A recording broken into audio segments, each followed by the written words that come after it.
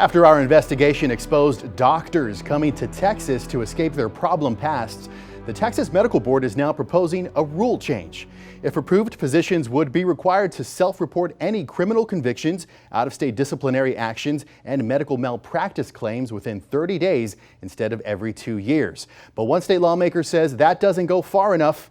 Matt Grant explains how our investigation has her planning to draft legislation to keep you safe.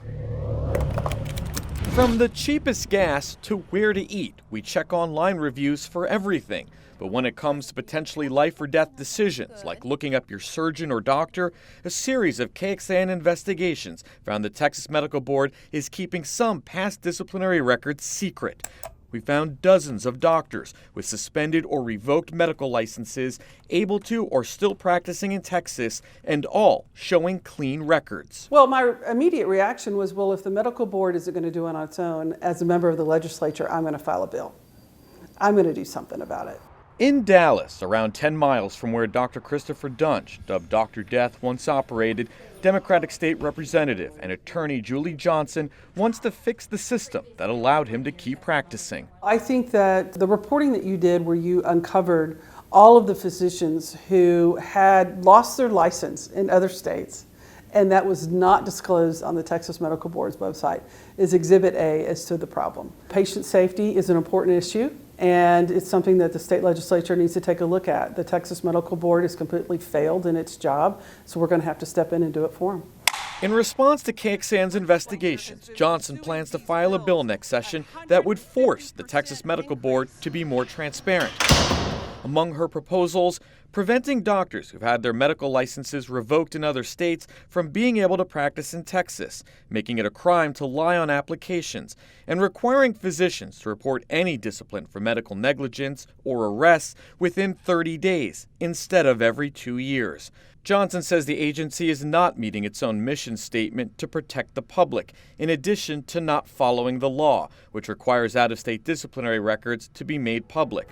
Are you ready to become a more informed patient? Johnson says she wants Texas to adopt a model similar to North Carolina, which we revealed puts all disciplinary records online indefinitely. How do you hold the Texas Medical Board accountable when it's not following the law like it should? Well, we need to look into that, and we need to find ways to do that. Somebody needs to take the Texas Medical Board and shake them and say, follow your mission statement. Your mission statement isn't to protect doctors, it's to protect you and me, the patient. They need to be investigated. We were there when Johnson met with medical malpractice attorney Kay Van Way to discuss ideas for legislation. Way represented victims of Dunch who injured or killed more than 30 patients and was sentenced to life in prison 5 years ago.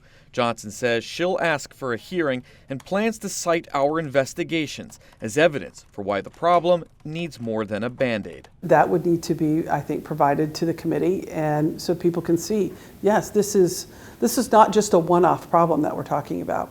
This is a chronic problem, and unfortunately, for the patients of Dr. Dunch, they're now dead, and we don't need to repeat that again. Other lawmakers like State Senator Boris Miles of Houston also expressed interest in legislation, telling me the TMB, quote, needs to get into compliance with the law immediately. The board previously said it would be staff and time intensive to post all information online, even though it's required to do so by law. Daniel, back to you. All right, Matt, thank you very much. And our investigators have been following this story for months. You can catch up on our ongoing series by clicking on the links in this story in the Texas Politics section of our website. Texas is building a border wall, and the first section is almost finished. But will it really help stop illegal crossings? We look at the questions amid the progress. First, though, tough penalties for Texas teachers who resign. Some are getting their licenses suspended. Why that's not stopping some teachers from leaving the classroom.